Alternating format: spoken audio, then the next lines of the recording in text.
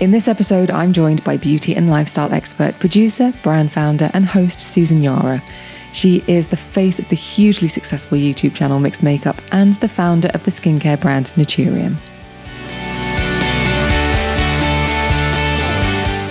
I wanted to be a hard-hitting news reporter. I thought I was going to be working for CNN. At some point, I was like, I don't think I want to do this anymore. I think for my own mental health, I can't even handle this. I at least need to take a break. So I envisioned starting a media company, a small media company focused on women's lifestyle topics. The skincare reaction videos started not because I had this great idea suddenly, but because some of the younger girls on my team, their favorite thing to do was to hear me talk about, the mistakes that people made, celebrities specifically, with skincare. When people will say to me, "How did you know?" And I tell them, I just knew. I just knew. It's like you having your new sense. You just know.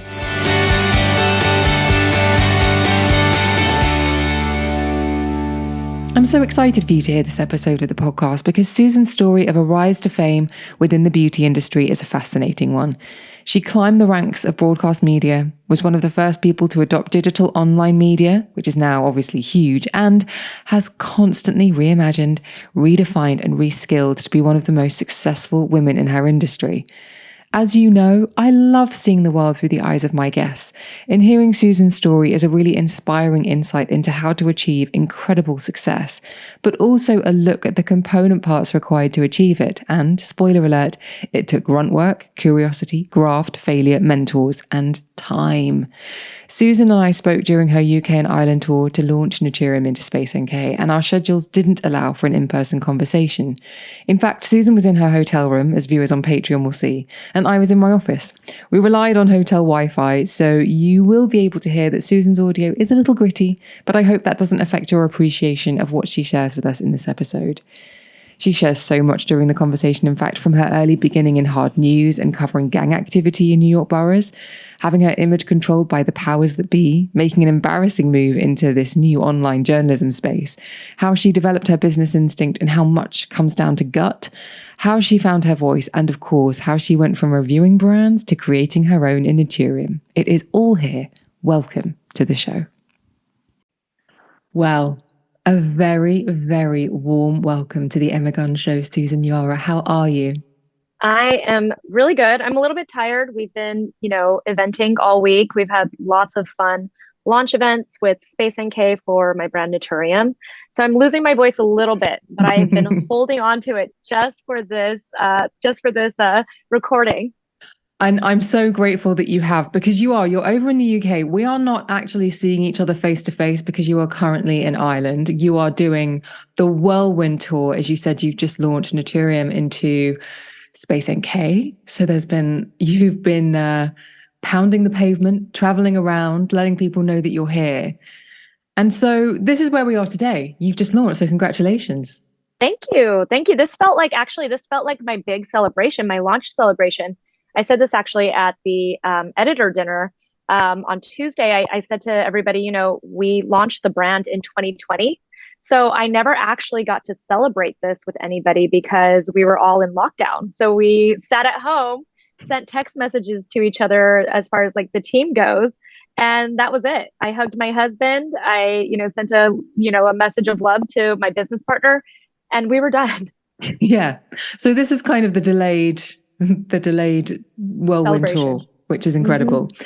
So that's where we are today. And we are going to come back to present day.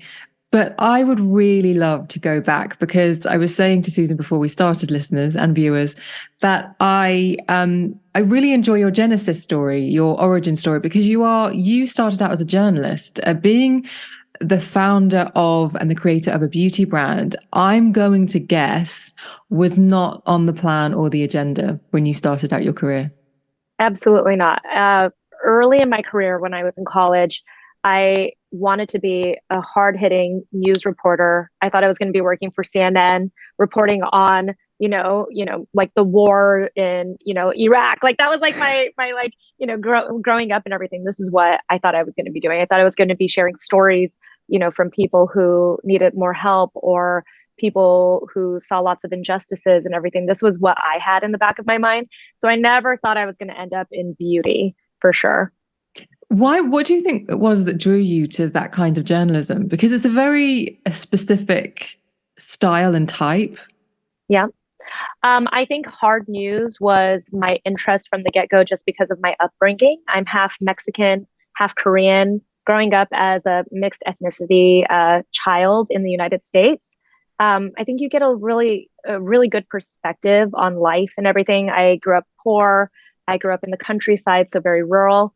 And I had a lot of perspective, I guess, and I wanted to be able to share those stories of even just, like personal stories, people I knew who, just experienced so many different injustices and everything. And so it was a very romantic, I think, and young, naive feeling that I wanted to go out into the world and help people share their stories. And so you did start a career. You were a journalist. And so how did it begin and when did it begin to transition into the space that you're in now? So I actually spent all of college working for the news for every local news station. When I was in college, I started when I was 17. I did every single job in the newsroom, from being the person that fetched the coffee and printed out the scripts for the broadcasters. I did everything. I ran the cameras when they used to be these massive cameras. I've done every single job in the newsroom. And then when I finally graduated from college, I went straight to New York City, actually, to a news station there.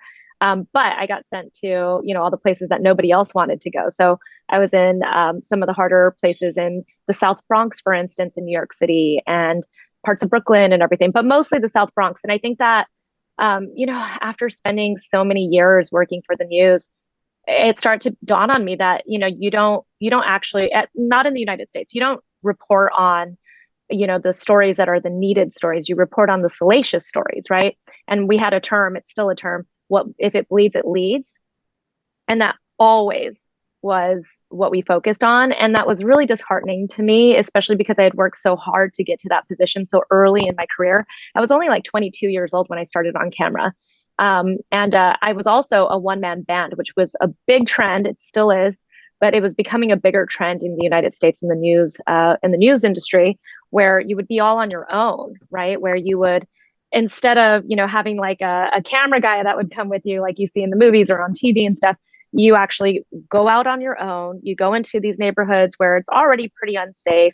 People are pretty worked up about a news reporter showing up with a big camera. I had a beta cam because this was, the early 2000s, the 200s. This was the early 2000s. And so I had a huge camera with me. It was very clear I was a news person, right? I was a news reporter. Nobody wanted you to come into their neighborhood and report on gang activity or on drugs or on shootings or anything like that. They didn't want to talk to you about it. A lot of people didn't speak English in the neighborhoods that I would go to and everything. And it was really eye-opening to me about, what we have in the United States, like just across the river from Manhattan, where there's all this wealth and so much happening, there are these really poor neighborhoods that don't get any of the attention that they deserve. It was really disheartening to me. And so at some point I was like, I don't think I want to do this anymore. I think for my own mental health, I can't even handle this. I at least need to take a break. So I started to apply to some of the magazines in New York City, thinking I don't even want to be on camera anymore. Because also back then in the news, especially, I think it's still probably a thing. They really controlled your image, right? And I was so over the control of my image, right? I was told to cut my hair into a bob, wear navy blue only, pearls. I didn't want to look like somebody that would sleep with someone's wife. This was really told to me by my news director because I was so young. He was like, you can't look quote unquote sexy on camera. Like you have to really tone down this image, especially as a young woman. Right. And so I was so sick of this. I was sick of every aspect of it at the time. So I just wanted to be behind the scenes. Nobody could see me. And I'm just going to write some articles. Right. So I applied to a few publications and I got a job with Forbes magazine. And at the time, they were starting something called Forbes.com. So they were going into this digital era. And it was very embarrassing at the time. I know that might sound crazy to people, but it was this whole new thing in the world of magazines, right? Where they wanted to start .com. Forbes was one of the first publications that was really going to put a lot of budget into it. And they also wanted to start Forbes Video. So this was like 2002, 2003, sometime around then. So That's YouTube so wasn't even owned early. by Google. Wow. Very, very early into it. And it was embarrassing, honestly. The video network was really embarrassing. It was still kind of reliant on dial-up internet. So it was very slow. The recordings looked really grainy and ugly. It honestly looked like we were doing like a university startup, newscast. Yeah. A little And project. yeah. So they hired me not because I was a great writer, but because I had the broadcast news experience. And that was really lucky for me at the time. I didn't understand how lucky it was because, again, it was embarrassing to be part of the .com. But it was really lucky because we were early to, learn all of the things like SEO, search engine optimization, how to make video for the internet, how to make articles for the internet. At the time, editors would have this like luxurious, like 2-3 months to write a feature, and it'd be like, they'd be spending time on like 1 or 2 features like a month, right? Whereas on the .com side, we were writing 2 to 3 articles, which is, like crazy now because I feel like, if you still work for a magazine online, you're writing 10 to 15 articles at this point a day. So it was a whole new era in media, and I was one of the first people doing it. And it kind of led to where I am today because I ended up going to other publications, to people.com, for like 5 years. I freelanced for a lot of publications. And then I went to, media companies that were specific to .com. So totalbeauty.com, popsugar.com. I was one of their first producers and on-camera hosts in the beauty vertical for them. So this was all really new. And then I went to New Beauty Magazine and started all of their digital all of just like their website, their YouTube channel, their social media, all of it, which sounds, again, it sounds crazy to people when they hear this because they're like, oh, you're ancient. But No. but it wasn't that long ago, actually. It was just like a decade ago that we were doing all this stuff. So, and just getting it started. So that's actually what led to me starting my own YouTube channel eventually, because I saw the need for it. I had done it for so many other publications. And if we're being honest, there weren't a lot of budgets going into it. So if we weren't going to have budgets, then I could do it on my own. Yeah. And I think you've touched on something, both when you were talking about setting up the .coms, but also, and their digital content, but also talking about being on the local news stations, is it seems like you're the kind of person who really likes to get to, it's not enough to just stand in front of the camera and go, great, I'm in news. You want to know what kind of camera it is, how it runs, how it transmits. It seems like you really like to get into the nuts and bolts of how things work rather than just letting other people, I don't know, do it for you. It seems like you're quite into getting stuck in. Well, I had, there was a lot of proving myself, I guess, early in my career.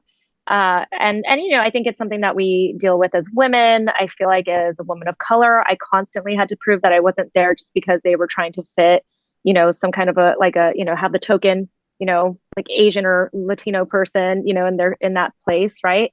So I was constantly trying to prove myself. And I had a mentor really early on in the news who said, learn as much as you can so that you can always know what's happening, right? Like, you're never going to run into an experience then where the videographer says to you, they can't get that shot because guess what?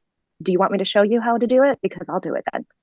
Like, there has never been a time in my career where someone has told me we can't do something because I've told them, oh, let me show you. Right. And so I think that's really gotten me far. And so it's something I've actually told everybody who's ever worked for me, learn as much as you can.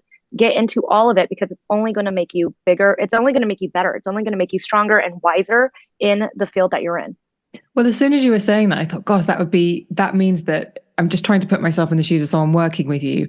It would be almost like high stress because I know that I can't fluff anything because you'll tell me. But equally, actually, I'm thinking that is the kind of, environment you want to be in, because that is how you bring your A game. And that is like, I love the expression, you know, you never want to be the smartest person in the room, or you always want to be playing tennis with people who are better than you. I don't play tennis, but we're talking metaphorically here. And so it does that. For me, that attitude breeds an environment where people get better and better and better and excel. Hmm. And you know what, I'll say, I think a lot of the people who work on my team have worked with me for a very long time. And I think that they feel inspired to know that I'm ready to roll up my sleeves with them and get down into the dirt with them if we need to. And I don't feel above it. Right. Mm. And I think that inspires them too, to want to learn more, to want to grow more, to keep fighting for it. So, you know, I think you can only lead by example. You're also a great example, a little bit like me, moving from print media to then creating my own channel. That's exactly what you did. You had this vast experience under your belt of lots of different types of broadcasting and journalism. And then you took it to YouTube. And I think probably, like me, I'm going to guess here, but as much as you loved working with these big names, there is nothing quite as satisfying as being able to call the shots for your own channel, whatever it might be. So talk to me about the journey from to creating your own, it's basically like your own network in a way, isn't it? Yeah, Mixed Makeup was the media company I had started. And I say media company because I never thought of it at the time, especially as becoming my own, you know, like becoming an influencer or becoming, you know, a content creator. I envisioned starting a media company, a small media company focused on women's lifestyle topics, right? When I first started, I actually started to reach out to potential investors, thinking I was really going to start something much bigger. And I was in my early 30s. And the first thing some of the investors told me, men, um, was that you know, I was a little bit old to be doing this, right? To be getting on YouTube, to be starting on social media. Everyone at the time was a teenager, right? Sitting in her bedroom, you know, doing a makeup or a fashion haul in front of her computer or something. And the thought that I wanted to start talking about beauty as a 30 something, like I can't believe it, you know, and you know, create content that was geared more towards women in who were about 25 to 40, 45, 50, right? This is what I kept pitching to them. And I kept saying, well, these are the women that have the disposable income. These are the women that make the decisions in the house. These are the women who really want something. And I kept saying to them, if you create produced, like beautifully produced, really well thought out content with real experts, then they will come and watch this. If you create it, they'll come, right? And Mm-hmm. they just couldn't wrap their heads around it. So I had to just move forward by myself, right? I had like $10,000 in my savings account. It was all I had. If it didn't work out, I was absolutely going to have to start looking for a job. My husband was a little freaked out that I decided to do this. But I felt so sure of this.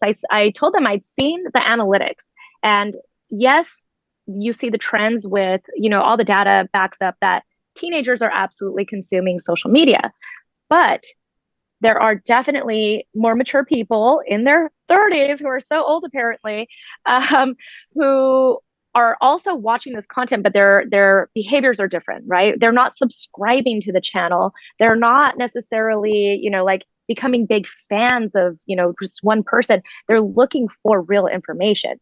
And they don't want to see anything that's fluffy. They don't want to hear some girl talk about, you know, spend 10 minutes, the first 15 minutes talking about what she did all day and what she ate and everything. They just want to get to the information, right? A hundred Um, percent. yeah. So I said, I know that they are looking for this content. I know that there is a place for this. And so I just decided to move forward with it. And at the time I brought in different, you know, I took like this producer role. I had my own little show that I had on the channel, but then I also had shows with different people and different experts. We had a show focused on plastic surgery with different plastic surgeons and dermatologists, and even a couple of cosmetic dentists. We had a show on kind of like interior design and DIY because that was really huge at the time too. We just had all these different personalities. We had a wellness show as well, a fitness show. So we did. I just kind of brought all of this on, and then I eventually started to whittle it down to I just need to focus on my own content because that's the easiest way to do this, and that's the way the trend was moving, Yeah. was to being focused on just one individual. And so that's when I think it really picked up, is when I focused it. Well, this speaks to two things: news sense, and you must have heard that. I remember the first time an editor said to me when I was coming up the ranks on local newspapers and said, "You know what, Ems, you've got really good news sense." And I was like, "Yes, it's one of the best compliments I've had in the workplace ever." And then, which clearly you have, in order to be able to create all of these different, they call them verticals in the States, don't they? Like all of these, yeah. Mm-hmm. They don't call it that here, but I watched the bold type and I was like, I'm going to start using that. I just need to make sure I know what it means. But then also there's a real business sense as well, this entrepreneurship. And listeners, viewers, we were talking about this before we came on. And I think it's really appropriate to call you an entrepreneur as well, as founder, creator, whatever it might be. So these are two things that, how much of it is gut and how much of it is learned, would you say? Mm. I'd say gut is a big part of it, probably the majority of it, because, what people will say to me, how did you know? And I tell them, I just knew. I Mm. just knew. It's like you having your new sense. You just know, right? And I don't know if that's your upbringing, if like something in me is like scrappy and I don't know what it is, right? But I definitely have always just known, right? Like whenever I make these decisions, I'm making a lot of gut decisions. Mm. But there's absolutely the learned part of it too, right? I spent a lot of my 20s making a lot of mistakes, learning a lot from those mistakes, hopping around to different jobs, learning from my mentors, learning from bosses, even people I disliked in the newsroom or, who were my colleagues. You learn a lot. And I think that absorbing that information is very important too. Now, I was looking at your YouTube channel earlier, actually, and I couldn't believe the variety. There is so much on there. From everything from trying fat freezing treatments to reviewing celebrity skincare lines. And you are definitely the constant. And I think finding one's voice is the most important thing, so that every time they go to your channel or they see you, they know exactly how you're going to approach it.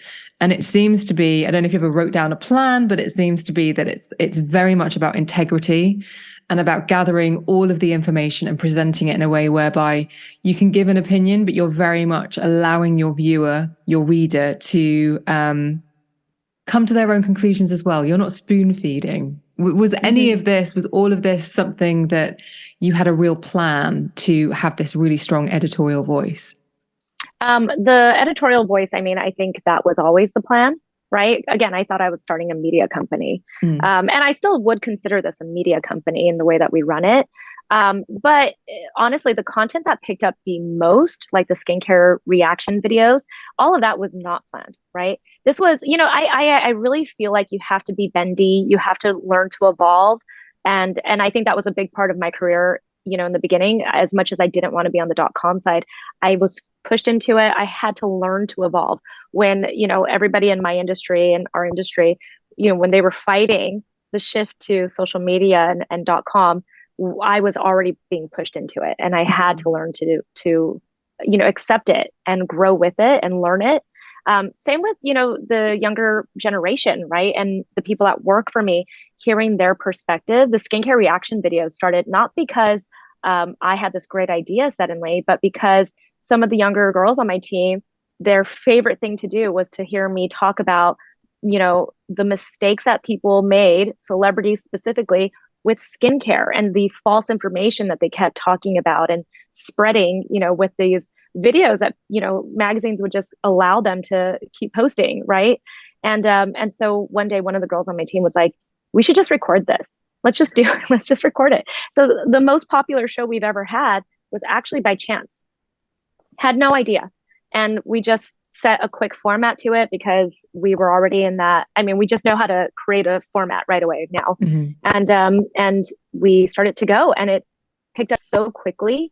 And it was the first time I'd been talking about cosmetic treatments and skincare for years, but it was the first time that I think it just clicked for the viewer, where they started to suddenly understand how they should do their skincare, or how they should at least view skincare, and also how they should actually be getting this information, like what they should take with a grain of salt when they see their favorite celebrity talk about their favorite skincare products or their routine and what they're doing, it started to really occur to them that there's a little bit more to it, and take it with a grain of salt, you know? And I think when that started to happen, it really helped just everybody cling on to skincare suddenly.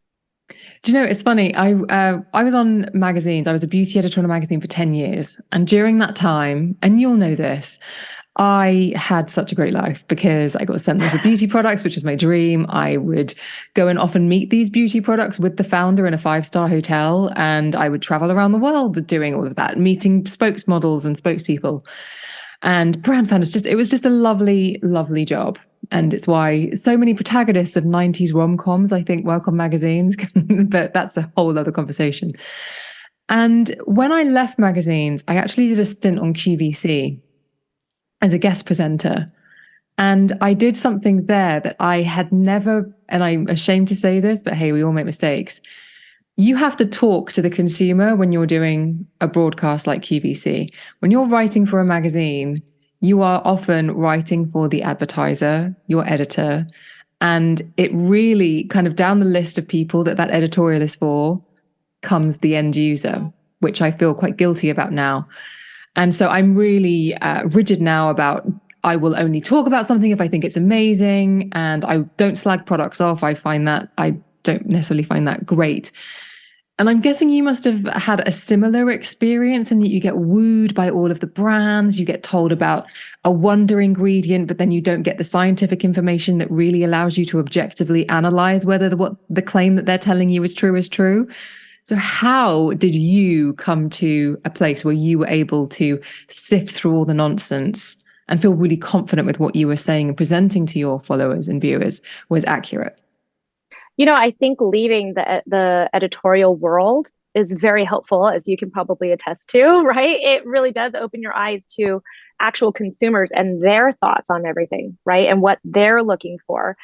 Because I was in the same thing, completely the same thing. We actually shot a video not too long ago where we were laughing because we were talking about some of the skincare products that really grew my love for skincare over the past decade. And we were laughing about about SK2, the essence that they have, because when I remember, I was still a beauty editor. I remember receiving the PR package for it when they first introduced it. And I opened this up, and there's a screen that plays a video, and it was God, what is her name? What's her name? What was her name? Oh, sorry, one of the girls on my team is sitting right here. Kate Bosworth was the spokesperson. And the entire time, all she's talking about is the monks, their beautiful hands. All we're seeing is her do this with the essence on her hands, right? And there are no instructions on how to use it. Nothing about the face. She never once removes her makeup because just 5-6 years ago, celebrities were never seen without their makeup on camera. Like, it's just such a funny thought that this was the norm, right? And so we actually didn't know how to use this essence. So they launched it. It took 2-3 years for them to really come into their own because no one knew what to do with this. I tossed that bottle because I thought this is such a worthless product. I don't know what to do with it. They just handed me water, right? Like, that was my first thought when I first received the SK2 bottle, right? And there were so many instances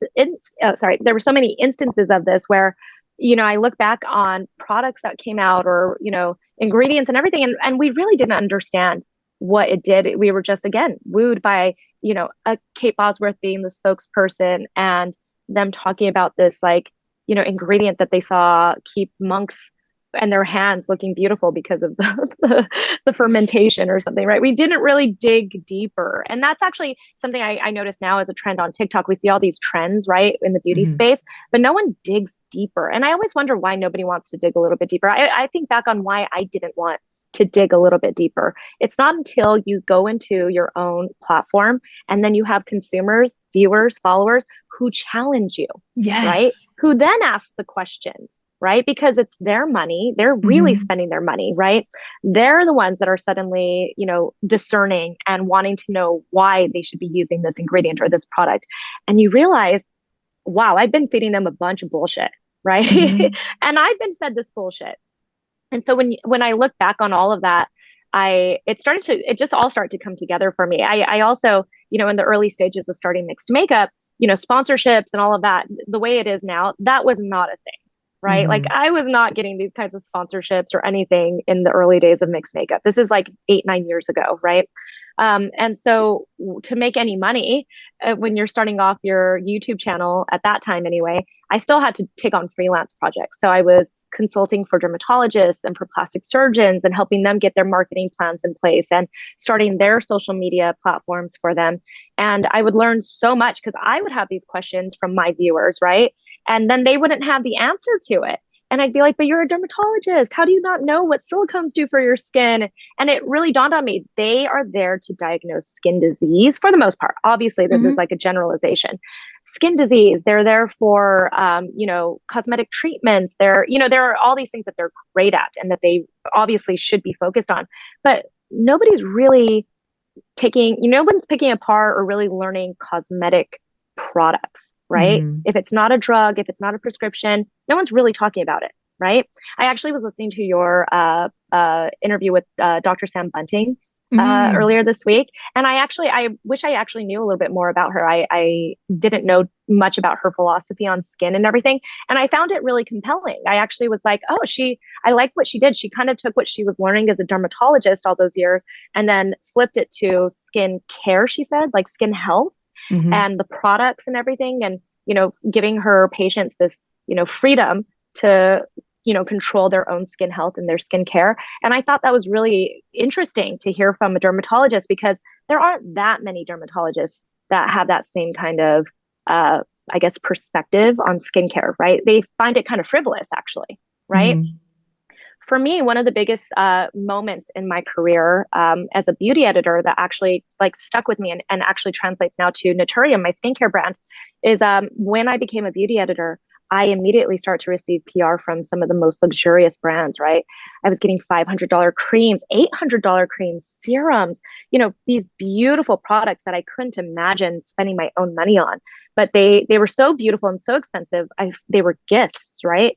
And so I started taking them home to my mom. I'd be like, Mm-hmm. Mom, here's this beautiful cream. I want you to use it. You're going to love it. It's gorgeous, right? And then I'd come back 3, 4 months later to my mom's house to visit her, and she would have this cream still sitting on her dresser. Yes, my You know mum where I'm too. going with My mum too. this. And I would say, why didn't you use this moisturizer? I got it for free. Don't worry about it. And she'd be like, you told me it's expensive and I don't want to waste it. Mm-hmm. Right? And that is not the way your skincare should be. Consistency is the key for skincare, right? You have to stick with your skincare routine with the same products for months before you really see a change in your skin. And Mm-hmm. if you are spending $500, and I don't care how wealthy you are, right? Like I send my kids to school at a private school. I have met some of the moms that have lots and lots of money, right? Lots of disposable income, and they don't even want to spend $1,000, $2,000 a month on their skincare routine, right? So if you have these really expensive products, you're never going to use the right amount. You're never going to be consistent with it, and you're going to treat it like it's precious, right? Mm-hmm. And so this was a big part of Naturium, of the philosophy behind it. Is we need to have these ingredients, these products that we know work just from research. They're not necessarily the most innovative, even, right? We just need to have these products that people are going to enjoy using. They're going to see a change and they feel good about being consistent with them. And it's also how to use them, I think, is such a key thing. Because I mean, I remember giving my mum a big, a big case of, I think it was YSL skincare or Chanel skincare. Yeah. And like you, went back 3 months later, and it was not only unopened, it was in a box next to a radiator for safekeeping. Ooh. And I let her know that it had now completely spoiled and it just needed to be binned because it had been next to a radiator. Like melted, unstable. Yeah, exactly. But the point again there was you can present someone with the most beautiful regimen of products in the most incredible packaging, but if they aren't empowered, and that's shame on me, I should have talked my mum through it, but if they aren't empowered to know how to use it, how much they need to use, when they need to use it, how you layer things, then again they are impotent to be able to make the changes to their skin that they want to make, or look after their skin in the way that they want to look after it. Yeah, definitely. And they feel a little bit embarrassed that they don't know how to use it. They're a little uncomfortable with it. They don't want to ruin their skin. The amount of times I hear from people all week long, I'm really scared to use retinol, for instance, right? I'm Hmm. afraid of what it's going to do to my skin. So, people are really uncomfortable if it's not straightforward for them. I don't know about you. When do you remember the first time you ever used a retinol? Yes, very much remember it. It was only actually 5 years ago. Okay. Yeah. Same. Yeah. Yeah. What was your experience? I want to hear. I feel like there's a story. Oh, I just was terrified to go to sleep in case I woke up with a bright red face. So I just had the worst night's sleep because I was just there going, "What's happening? What's happening?" And it was like it was the poorest choice, 0.1%. So I was at no risk at all. But it felt like a really drastic move into a brand new skincare neighborhood, and it was like, this is what the big girls do, and I was really scared about a reaction. Same. Same. You know what? I think we all think about Samantha in Sex and the City when Yeah. she goes and gets a chemical peel and then shows up at the event with, a veil over her face because her skin is just a wreck, right, from a chemical peel. I think that kind of an image, whether it was that episode for, people or for, some kind of other TV show or movie where they learned something like this, or maybe like a show like Botched or something where Yeah. people get so scared of anything that seems a little intense, right? And so retinol has definitely done that to a lot of people. And same thing for me. I wanted the most gentle retinol. I remember the first one I ever purchased was by Verso. I still love it. Mm. It was their superfacial serum. And I got it because it was like a derivative instead, right? So it was going to be a little bit more, it was like a sustained release, a little bit slower and everything. And then I used it for a month and I looked so much better. And I thought, what have I been doing my whole life? Why didn't I start this earlier? And so that started my love for retinol. Okay, so we're going to find out about how you started Naturium because I'm really keen to know about that. But I also just want to bridge this particular part of your career with the fact that beauty journalism gets a really rough rap. And I was on a radio show last year, and somebody said I shouldn't call myself a journalist because my journalism that I was referring to was beauty. And I take issue with that, Susan. It's science, it's economics, it's anthropology, it's global politics.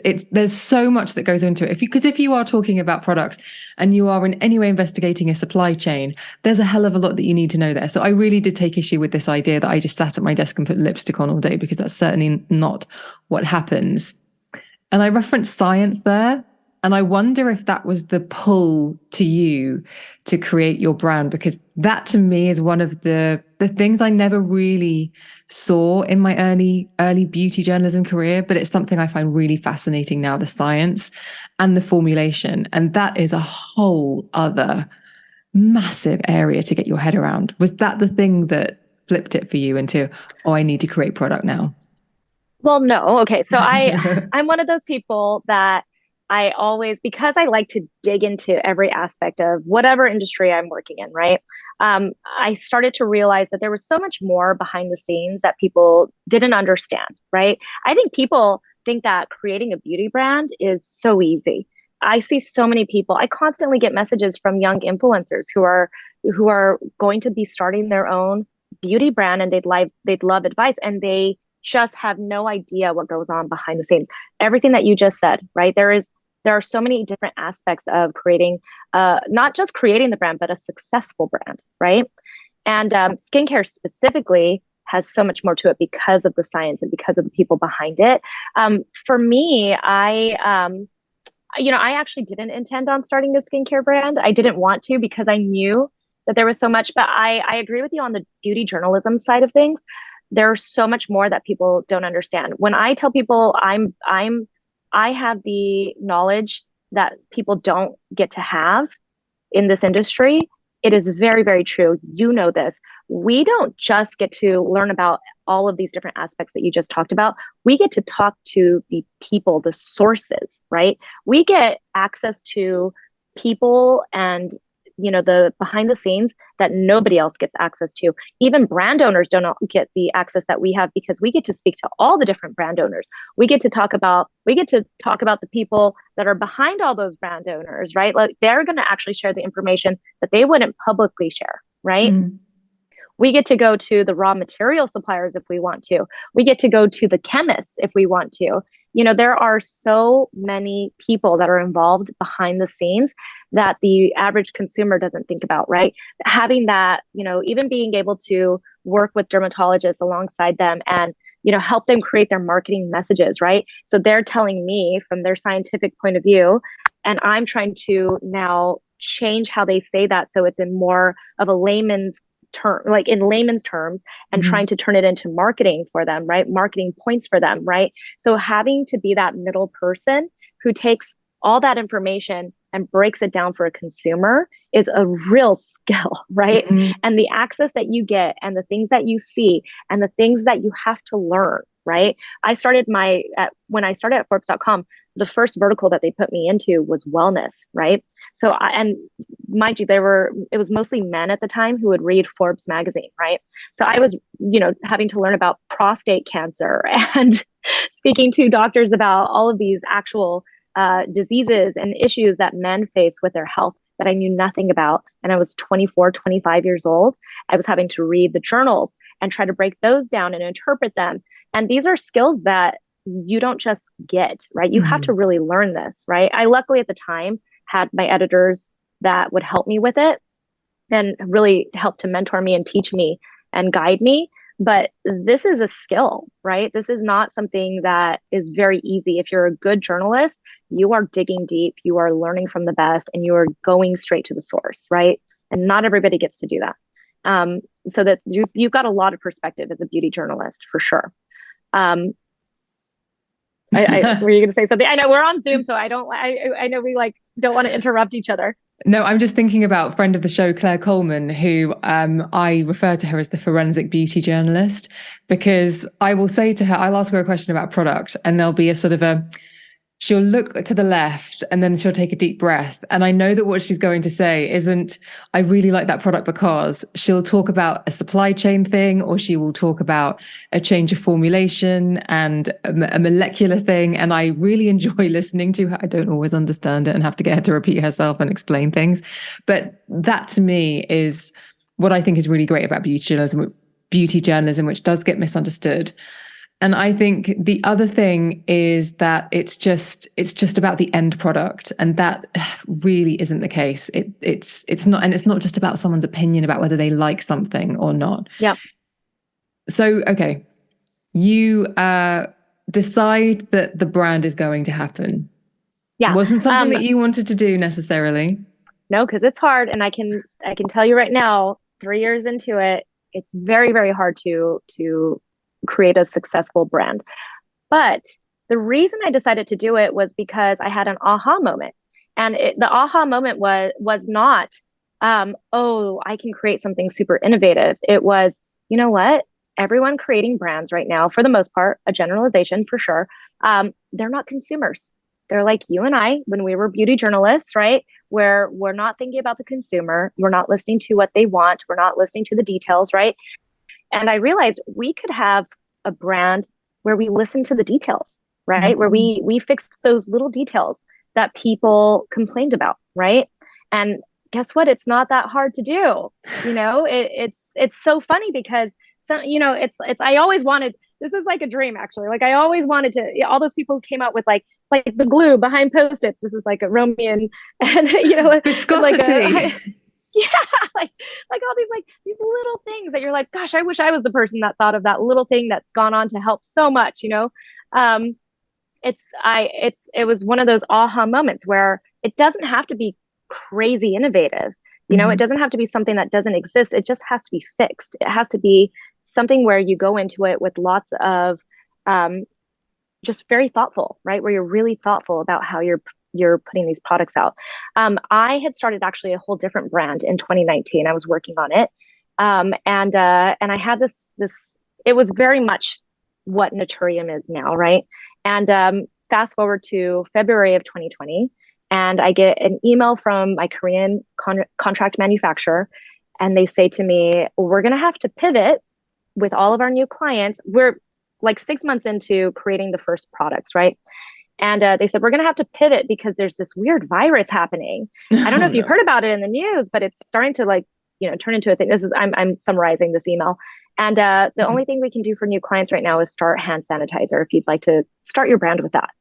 And I'm like, what? I can't. What about this beautiful cleanser we just created? What about this? It's like I couldn't believe it. One email shut it down. And my mind was racing. I was like, oh gosh, what do I do? On the operations side of skincare and starting a skincare brand was by far the hardest part for me because it was where I probably had the least amount of knowledge at the time. I obviously had marketing down, right? But operations, that was a whole new thing for me. I was learning so much and failing and immediately failing with just one email, right? I didn't even know what to do. So there were two things that came into my mind. One, a zombie apocalypse is happening. I turned to my husband immediately. I was like, a zombie apocalypse is happening. It is happening. Walking Dead is real. This is it. Let's go let's fill our pantry with food because this is weird. I can't even believe this email I just got. The second thing was, okay, so if it's not a zombie apocalypse and the world isn't ending, what do I do? I don't even know what I do right now. I've spent so much time, so much money, so much effort into this last 6 months of trying to create a brand. And with one email, it just got obliterated, right? It just completely came to an end. And I started to reach out to everybody I knew in this industry. This was like the first time in my life where I felt like I had to pull out all the cards, like everybody I knew, like, I don't know what to do. It took so long to find a contract manufacturer that I liked, that was willing to work with me, that was going to create, the small amounts of orders in the beginning for me. I don't know what to do. And I've spent all this money already. Right. And one of the people I reached out to was my now business partner and investor, Ben Bennett, who has an incubator called The Center. And he had actually just started Naturium. And he had, his first intention with Naturium was to maybe create this behind the scenes brand that was on Amazon that he just gather information with. Right. And so this was the first stages of Naturium. And they had started a niacinamide serum that was just so much. It was a very beautifully formulated, elegant formula. And it started to pick up. And he knew he was onto something. He was like, I have a brand on my hands. Right. So they start to send it out in PR. I knew Ben from the past because he had another really great brand called, another great company called Hatch Beauty that had been behind the scenes for so many different beauty brands, right? And so I reached out to him because I was like, I like what you're doing. Naturium is beautiful. I think there's something there too. Let me also tell you about what happened with my brand and what I was thinking with it. And I'd love your help with it on the operation side because I just don't have the ability. Right. I realized very quickly that I was in for a lifetime of pain if I tried to learn at this point in it, all the operation side. There's so much more to it. And so we started chatting and talking, and I started giving my input on Naturium as well because I'm an opinionated woman.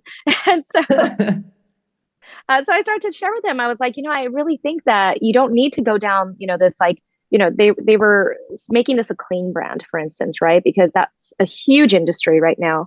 And they were starting to go down that road, right? And I said, I don't think you need to. I think the products can speak for themselves, right? And we need a water break. No, we're good. Okay. I'm going to cough though. You did spot it. Carry on. I know I get like that too. Anyway, so we start talking more and more about Naturium. I was really excited about the brand, the price point, and the things that they were doing. And about a month into talking, we say that we credit the pandemic for this. It's one of the silver linings for me. We had this quick conversation and this quick introduction to each other and got to know each other so quickly. It felt like we were speed dating, right? Because we had nothing else to do. We're all sitting at home. So we could really focus our attention, kind of like you were saying to me before we started recording, how we had all this time suddenly to focus on work, right? So he and I started to really dig into, what we wanted with a skincare brand. And he says to me one day, wait, why are we talking about two separate skincare brands? I'm talking about Naturium with you. You're talking about your skincare brand and how you'd like me to be a partner on this. He's like, Naturium's only a few months old. It's a baby. You take it, give it vision, do what you want. You've already helped shape it. We've already made so many changes just in this past couple of months because of the things that you and I have talked about. And he's like, let's work on this together. Give it vision, make it your brand. And I was like, you know what? let's do this. Let's do it.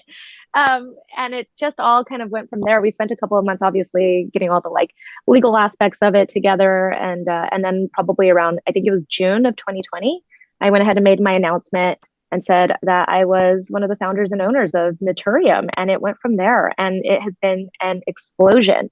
And I think it honestly has done really well because we listen to our consumer, right? We've had years and years. And I think every content creator, if they were smart, and every content creator who has an entrepreneurial spirit, a true entrepreneurial spirit, would understand that they have analytics. They have so much data that brands only wish they could get their hands on, right? And so if you really go through everything that you have, all that data, you can really understand what it is that your viewer has been looking for. And I was actually, yesterday we were at a editor lunch to announce, our Space and K launch here in Ireland. And one of the editors said to me, she said, "You know what? I think what we love about your brand so much is that you're not trying to pull one over with some flashy marketing copy and stuff. You're really just telling us, like, this is what the products do. This is why they're good for your skin." And you're not trying to pull one over on us. It's so exhausting to have to, dig through all this marketing, talk and try to figure out why I would want to use this product, especially with so many brands out there now and so many products to choose from. And that's really what we do. We talk about, clinically effective, meaning that when we really pinpoint an ingredient on our product packaging, we are using it at a clinically effective level. So at a level or a percentage where, it's been shown to actually have the effect that we say it's going to have, right? And then we are biocompatible. It's something I talk about a lot too, meaning that your skin recognizes it, your skin absorbs it, it accepts it. It's not going to fight with your skin, right? And for the longest time, growing up, we were taught to fight our skin, right? But we're learning now that that's the worst way to handle your skin. You need to work with your skin, balance it. And once you do that, it's crazy how a lot of your skin issues can go away, because it turns out we were causing these issues to begin with, right? Not always, obviously, but a lot of the issues that we see, it's because we've been too harsh on our skin, right? Totally. And I love the honesty as well, because one of the things that I find big brands do, and talking to your point about how you speak to your consumer, it's on a level. You're not talking at them, you're talking with them. And one of my biggest bugbears is implied benefits, which is there's vitamin C in this product. And so because vitamin C is brightening, or because it's an antioxidant, there's an implication that this product will do that. But you then look at the INCI list and it's so far down, it's not in an active volume that would have any impact on the skin, or it's really just a token to get you to buy the skin. That to me, the misleading element of skincare claims bugs me very, very much indeed, because it's such a horrible thing to be dishonest about. It's true. It's true, especially because a consumer is going to take that at face value, right? They're gonna say, "Well, I trust, right, that what I'm buying is supposed to do what it says it's going to do," right? And that's annoying. I think that we also don't give our consumer the credit that they deserve, right? They actually do know more if you explain to them, right?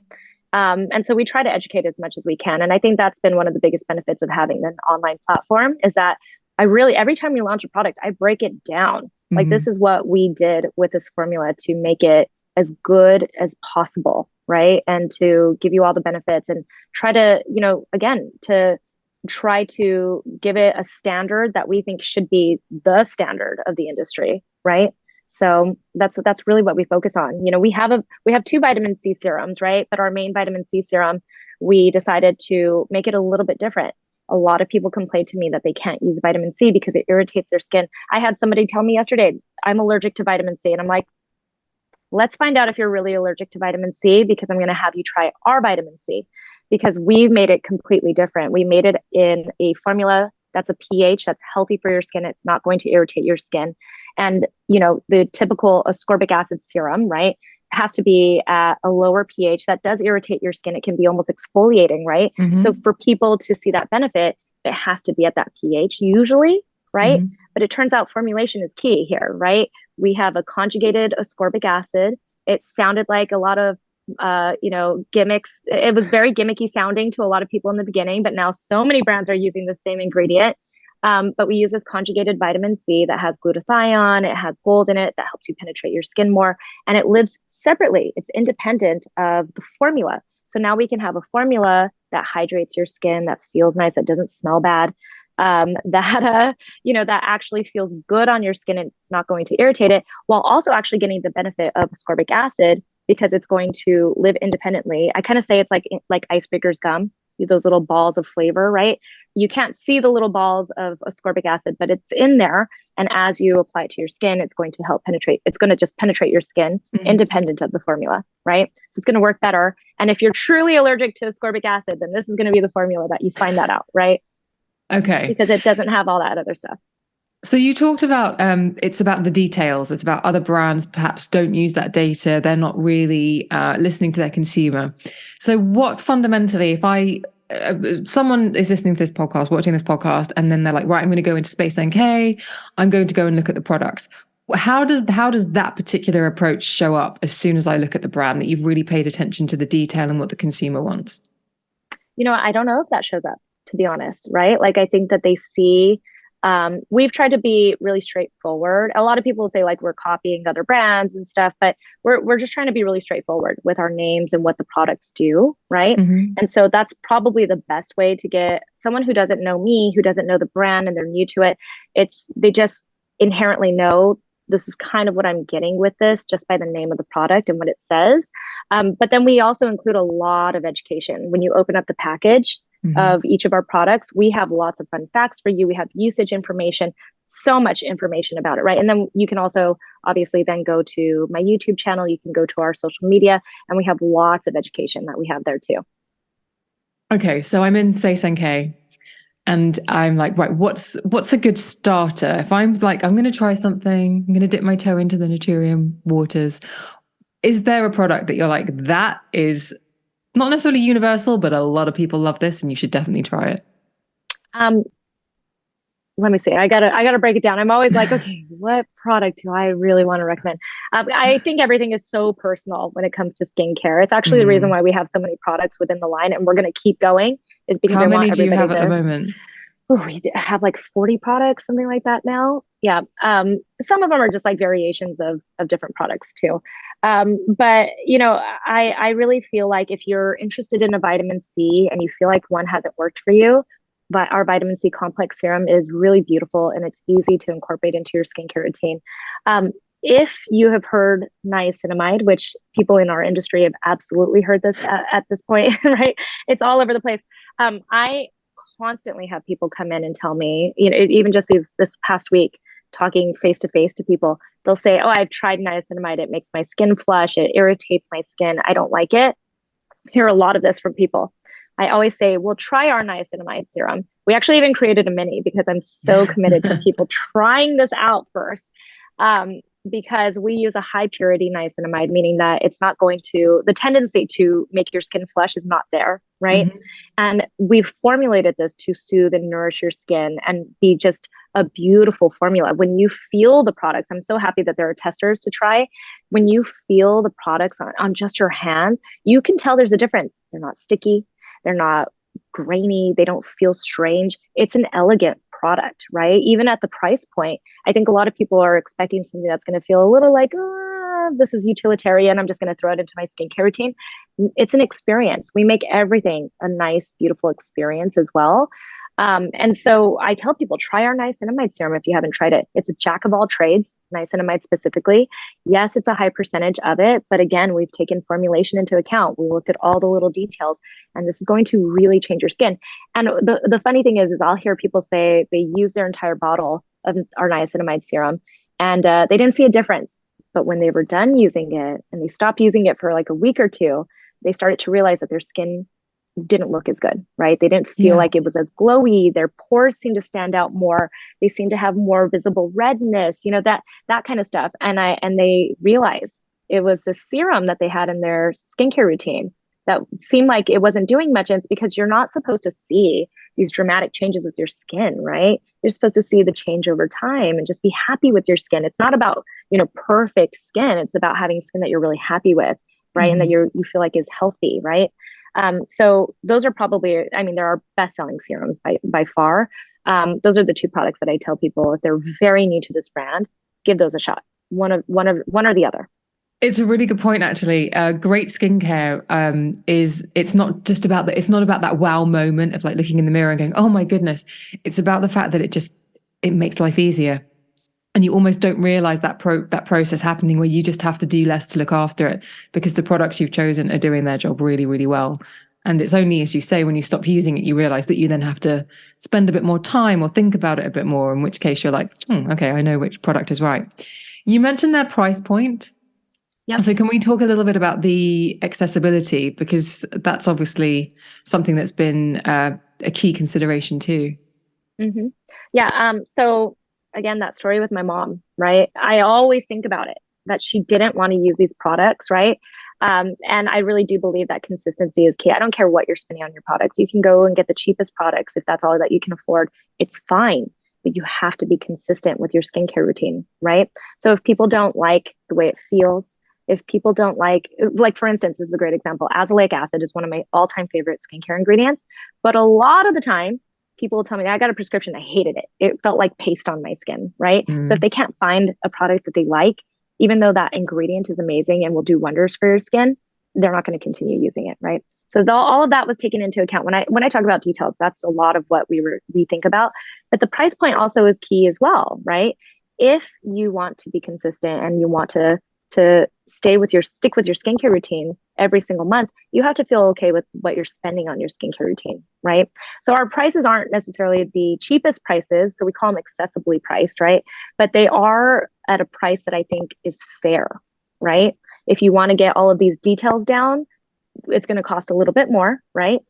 But this isn't going to be this is not a brand where you're going to spend the most money, where it's just incredibly expensive and doesn't make any sense, right? This is a brand where I think these are fair prices, right? And you're going to feel good about it. Okay. I know that we're drawing to the end of our time together, so I think that's a perfect place on which to say, if you haven't already, head to your nearest Space NK or wherever you are stocked, because obviously there are people listening to this podcast and watching this podcast all over the world. Go and try those samples, try that little tester of the niacinamide. I definitely will be thrusting my face into your products enthusiastically after this conversation. I'm just trying to think how we should leave our lovely listeners. Maybe we should let them know that you'll come back soon, because I honestly could talk to you for hours and really dig into formulation and about the different strands within the brand. Is there anything you would love listeners to know about Naturium? Just like your takeaway, if someone's listening to this and they're thinking, that's got my interest, what would you like to leave them with? There is a product for you. There is absolutely a product that you will love. I remind people all the time, we were talking about this, I don't ever like to say anything negative about products that I try, because what works for me might not work for you. And we've really tried to create products where you're going to find your regimen, right? You're going to find the products that you love, whether you are an indulgent skincare fanatic, right? And love to have a 10-step skincare routine, or a person who likes to keep it really simple with just the bare minimum. We have those products for you, and we have really thought about those details. So I encourage you to try it. I think you're going to love a lot of the products. Well, there you go. With Susan Yara and with Naturium, you are in safe hands. It has been such a pleasure to chat to you. Thank you so much for making the time. I know that you are so busy on this trip. So thank you for giving us the time and attention to have this lovely chat and really get to know you. This is such a pleasure. Honestly, everybody that I talked to had so many wonderful things to say about you. So I'm very excited to be on here and grateful that you even thought to have me. Oh, it was a no-brainer. And I'm sure next time, hopefully our diaries allow us to actually do this in person, because it would be great. Thank you so much. Sure. Thank you so much. I appreciate it.